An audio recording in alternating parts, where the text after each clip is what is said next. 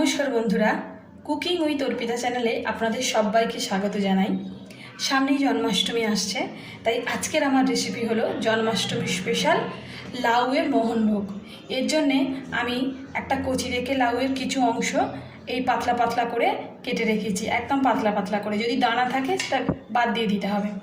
পাতলা পাতলা করে কেটে নিয়েছি। আর লাগবে কিছু ড্রাই ফ্রুটস, বাদাম, বাড়িতে যে যা যা থাকবে সেগুলোই লাগবে। এখানে কাঠবাদাম নিয়েছি কয়েকটা, কাজু বাদাম মাঝখান থেকে ভাগ করে নিয়েছি কয়েকটা, আর কিশমিশ নিয়েছি।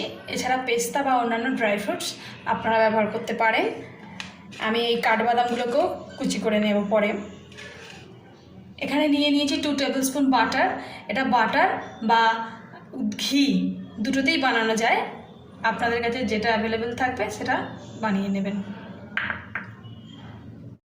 আর এখানে নিয়েছি আমি মিল্ক মেড। এটা মিল্ক মেডই বানাবো। আপনারা চাইলে গরুর দুধেও বানাতে পারেন, বা যে প্যাকেটের দুধ সেই দুধেও বানাতে পারেন। আর আমি এটা বাতাসা দিয়ে বানাবো, লাল বাতাসা দিয়ে। আপনারা চাইলে চিনিও দিতে পারেন পরিমাণ মতো। লাউয়ের পরিমাণ যেরকম হবে সেরকম অনুযায়ী আপনারা এটা চিনি ব্যবহার করতে পারেন। আমি এখানে লাল বাতাসা ব্যবহার করব পরিমাণ মতো। তাহলে আমার রেসিপিটি শুরু করা যাক। প্রথমে লাউয়ের এই টুকরোগুলোকে সেদ্ধ করে নেব। গ্যাস জেলে একটা পাত্রে লাউয়ের টুকরোগুলো আর পরিমাণ মতো জল দিয়ে বসিয়ে দিয়েছি। ফুটেও গেছে।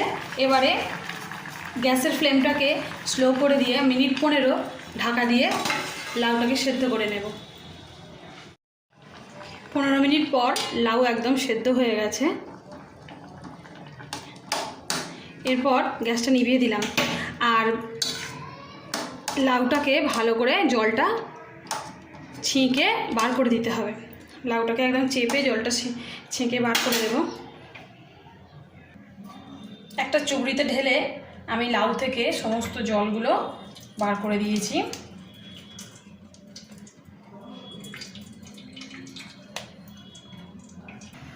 গ্যাসে কড়াই বসিয়ে দিয়েছি, গ্যাসটা অন করে দিলাম। এবার সামান্য একটু বাটার দিয়ে দিলাম।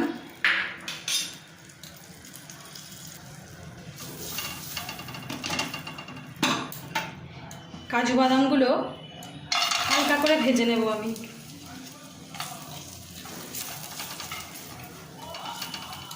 খুব হালকা করে ভেজে নেব,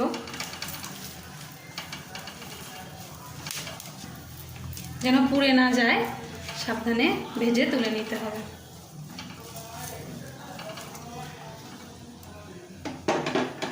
হয়ে গেছে ভাজা, এবারে তুলে নিচ্ছি।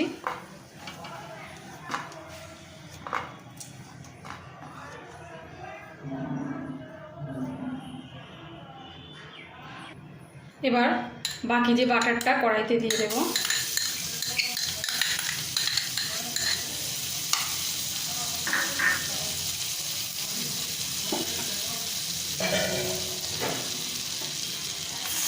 লাউ সেদ্ধটাও দিয়ে দেব।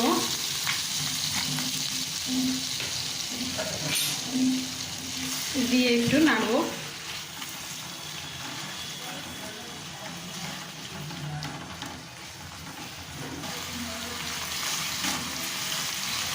এক মিনিটের মতো নাড়াচাড়া করে নিয়েছি লো হিটে।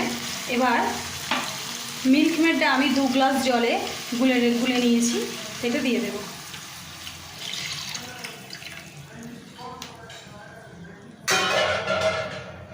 গ্যাসের ফ্লেমটাকে এবার হাই করে দেব। দুধটা ফুটে গেছে।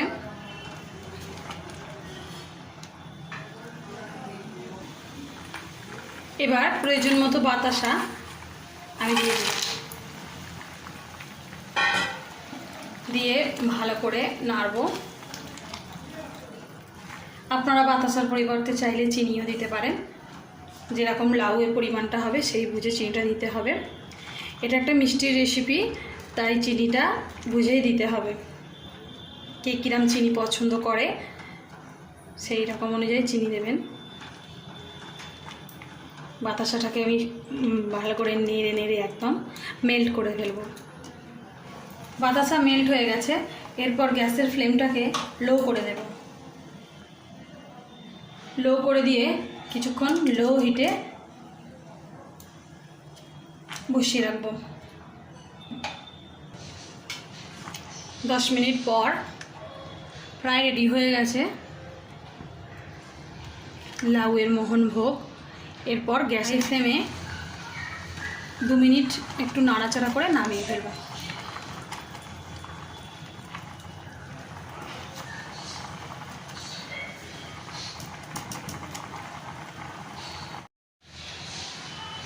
লাউয়ের মোহনভোগ একদম রেডি হয়ে গেছে।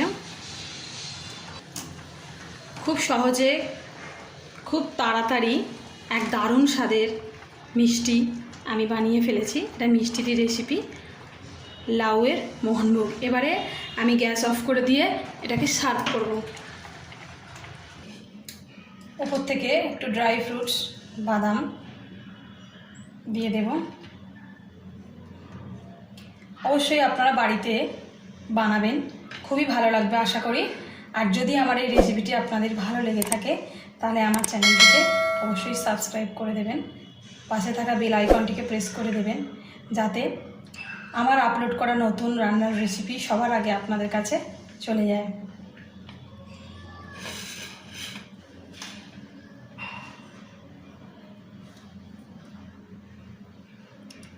রেডি হয়ে গেল লাউয়ের মোহনভোগ, জন্মাষ্টমী স্পেশাল।